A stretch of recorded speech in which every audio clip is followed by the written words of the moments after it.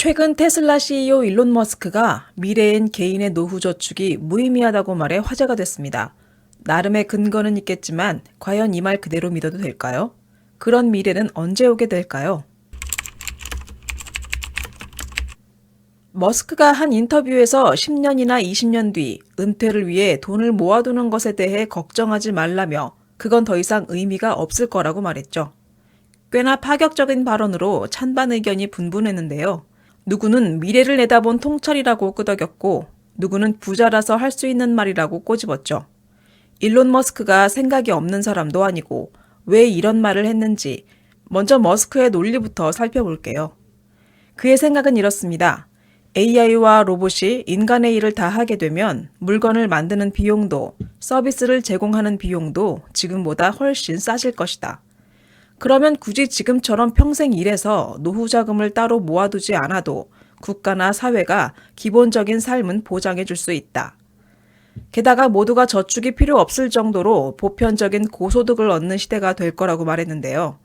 그냥 먹고 사는 정도가 아니라 아주 넉넉하게 살 돈을 나눠주는 그런 시대가 온다는 겁니다. 물건값은 공짜에 가깝고 나라에서 돈도 펑펑 준다니까 이론만으론 천국 같은 세상입니다. 머스크는 SNS에서 AI와 로봇의 발전이 빈곤을 제거하고 지금 대통령들이 받는 의수를 세계 어느 누구나 받을 수 있는 세상이 올 거라고 말했습니다. 말만 들으면 꽤 그럴듯합니다.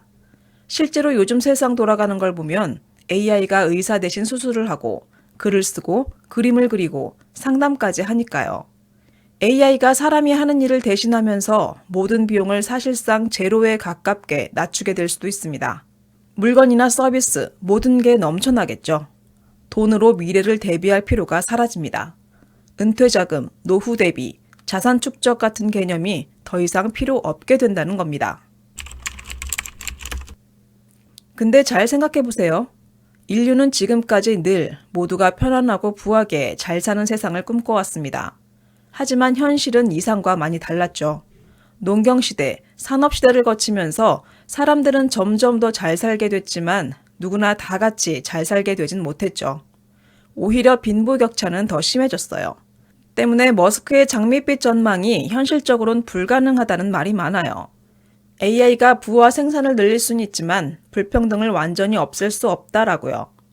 바로 여기에 머스크의 말을 100% 믿을 수 없는 첫 번째 이유가 있습니다. AI가 벌어들인 돈은 자동으로 나에게 오지 않습니다. AI가 일을 대신하면 누가 돈을 벌까요? 대부분은 AI를 가진 기업, 자본을 가진 사람들입니다. 그 돈이 우리 같은 평범한 사람들에게 어떻게, 얼마나, 언제 나눠질지는 아직 아무도 확실히 말할 수 없습니다.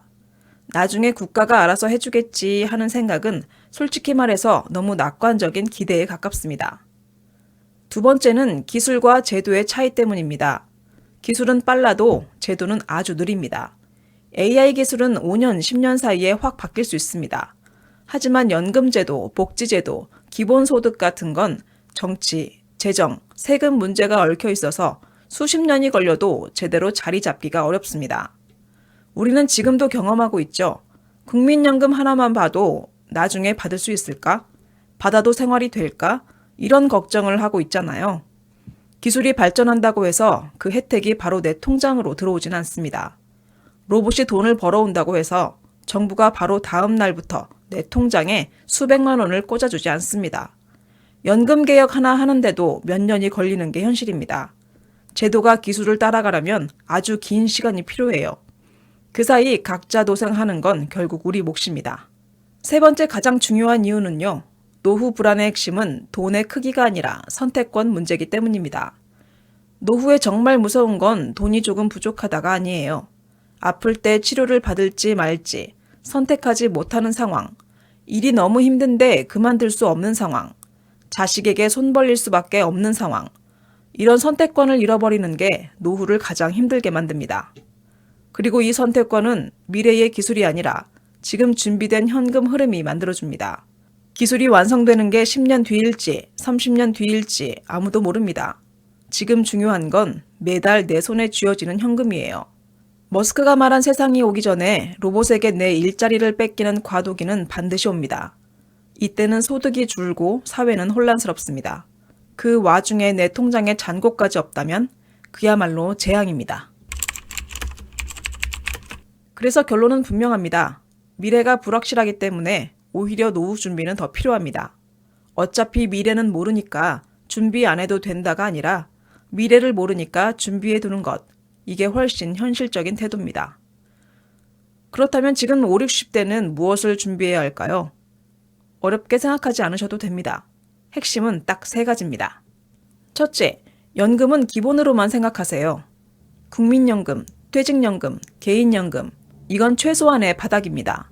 연금만 있으면 된다가 아니라 연금이 있어도 부족할 수 있다. 이렇게 생각하셔야 합니다. 둘째, 큰 돈보다 흐르는 돈을 만드세요. 노후에는 한 번에 큰 돈보다 매달 조금씩 들어오는 돈이 훨씬 중요합니다.